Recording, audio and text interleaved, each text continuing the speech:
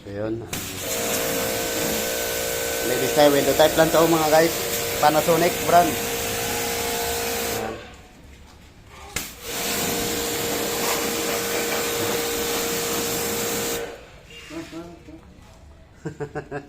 Disinfector.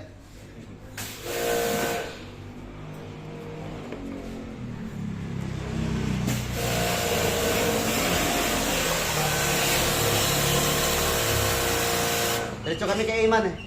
Diretso kayo. Oo, kaya dala ako kasama. Papalinis din siya.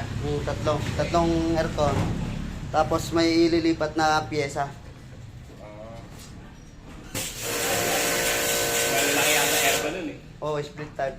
Oo. 2.5 horsepower. Pinakamaliit niya, 1.5. Oo. 2013 yun yung unang ano eh. Unang inverter.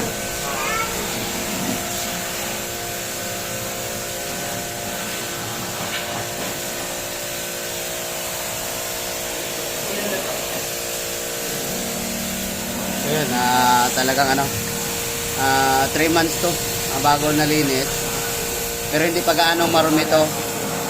Kaya lang, siyempre, dahil yung bata na nakatira dito, kumbaga mabilis sipunin, kaya nagpalinis kagad sila ng aircon para maiwasan yung sipon-sipon. Yan.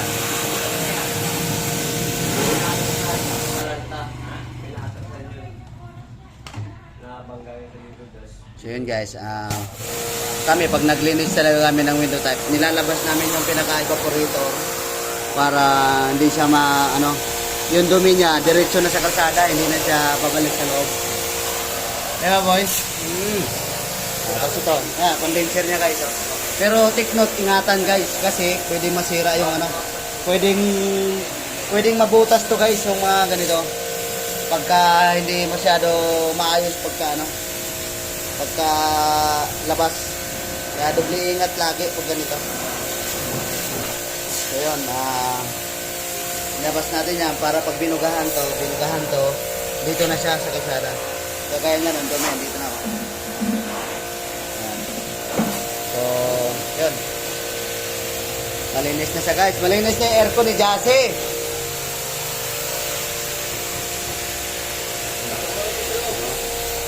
Tatlong buwan lang to, no? Wala ako nun eh. August na. September, October, November, December. 4 na buwan. Pero lumot na rin talaga, no?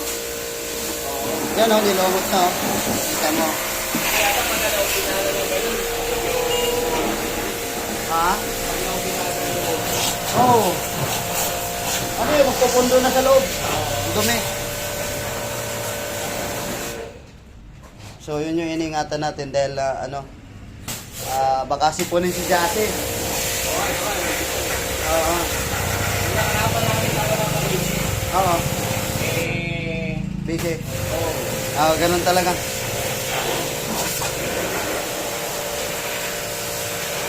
Dami lumot din talaga. Boy, no? Pero lumot guys, oo.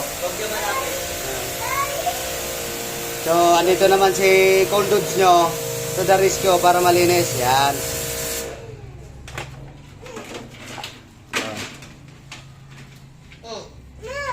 All around Swiss yan na. Idol. Dulas, no? So, 4 months pa lang to guys. Kaya lang talaga, mabilis dumumi dito dahil gilid sila ng kalsada. Yan, So, dahil busy, kaya umabot ng 4 months. Nalaglag yung ano ba yan? Yan.